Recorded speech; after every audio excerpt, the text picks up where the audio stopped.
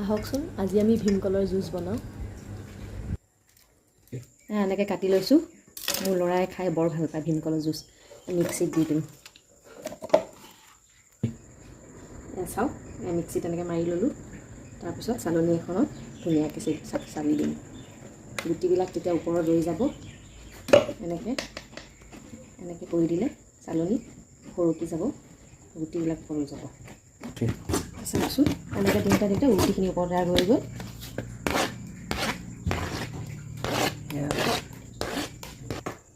এয়া এতিয়া ইয়াত মই গাখীৰ মিলাই দিম।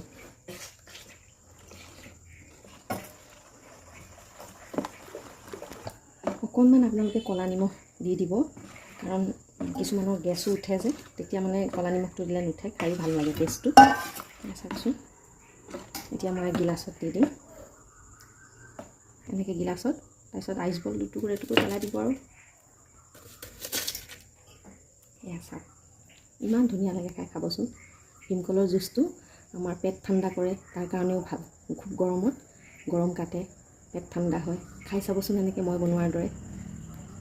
Like, share, subscribe for more videos. Do not forget to press the bell icon.